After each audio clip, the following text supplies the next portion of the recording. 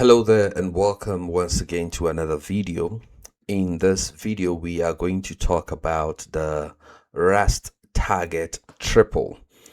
This is also very important for you to know about. Okay, so a target is part of the Rust toolchain, and when I talk of a toolchain, I'm talking about the compiler and tools like Cargo and all the others that work together to help you get your code converted into the native machine code that is executed by a particular CPU and an operating system. Or if you are in the embedded space and you are doing bare metal, no operating system at all, right? So a target triple identifies the platform you are compiling for. So it tells the compiler the CPU architecture so that it knows how to generate those native code that the CPU can understand and execute. The vendor, the operating system on which your binary is going to run, and also the ABI, the application binary interface. Now, how do you know which target triple you are using? We go to our friend Rust app and then you say target list. If I do this, it's going to list all the different CPU or target environment that Rust can compile code for. And look at it, this is what should really make you extremely happy, that you have one language that can compile into native code for all of these targets that you can see here. So there's the x86, 64, PC, Windows, a lot. And then if you go to the Linux space, we have a lot of them. Apple, we have a lot. This is term for ARM-based processors. So if you are into embedded systems, you can compile your code for boards like the STM32s, the Nordic semiconductors, boards from NSP and all that. And I see there's also the RISC-V. So for targets like ESP32s that are using the RISC-V architecture, you can see something like quite a lot. There's the ARM here. So the target triple again is basically what is telling the Rust compiler, hey, this particular project, we are compiling it for this CPU and it's supposed to run on this operating system, and I want it to have this particular ABI. So if I do, let me clear this, and then I do -- installed, it's going to tell you the target triple that you have installed on your host computer. So here you can see that I have the x86 64 PC Windows. This is the default target that is used when it is building any project, and I don't specify the target that it has to build for. I also have the TAM V7 NAND EABI for ARM processors or STM32 boards that do not have hardware floating point support, and then this is for Cortex-M processors that have hardware floating point support in them. So I can write code on this host computer, which currently is running Windows 11, and because of the targets that I install, I can be able to compile my code for a different CPU.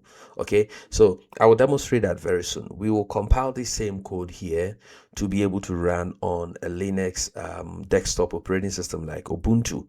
The question is, we are on Windows, so how are we able to compile that? And that concept is known as cross compilation. Okay, so the target triple is what enables that cross compilation.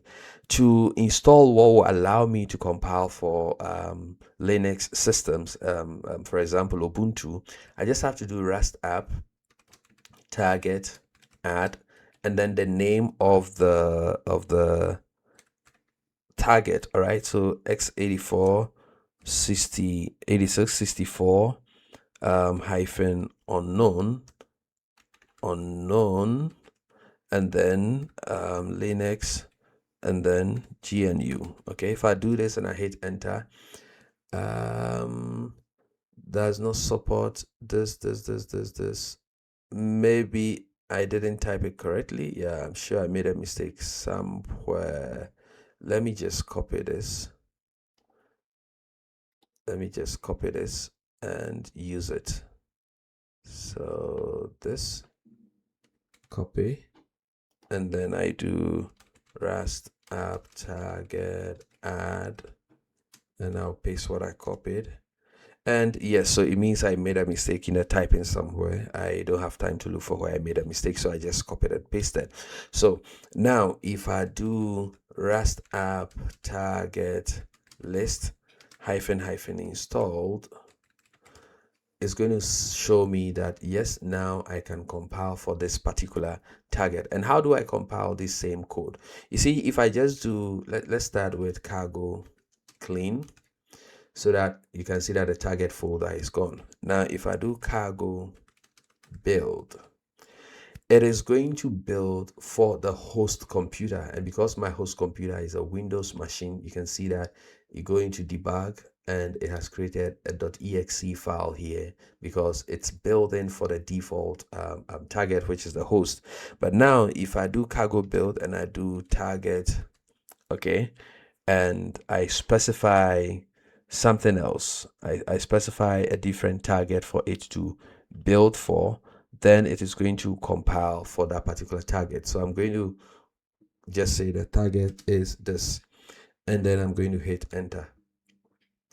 And linker cc not found. Okay, so these are some of the things that comes up depending on the target operating system that you are compiling for.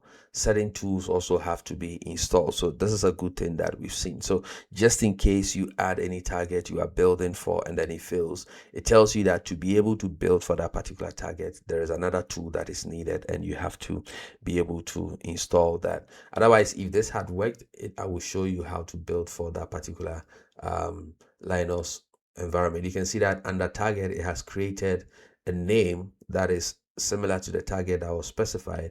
If you go to debug, the debug, if everything was successful, we should see a file name, a runnable file name that is also demo proj in here that is meant to be run on that particular operating system. But in our case, I need to install cc and I do not want to do that just yet. Okay, so this is what I want you to know about a target triple. It enables you to do what is known as cross compilation. So the machine doing the compilation is known as the host, and the machine that will run the binary is known as the target.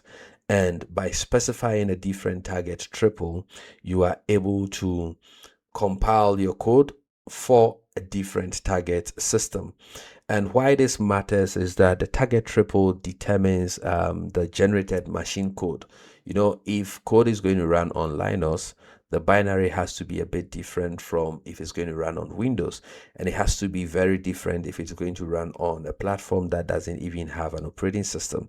Another thing that it affects is the available system APIs. Of course, the system calls you make on Windows is different from the system calls you make on Linux, and the system calls that you make on any Unix operating system or Mac. And the linking behavior is also different. That is one of the reasons why we are seeing this CC not found here. I am building for Linux and it expects me to have CC. Probably is going to use it in the linking step. The calling conventions is also different, and the standard library implementation that it has to include is also gonna be different.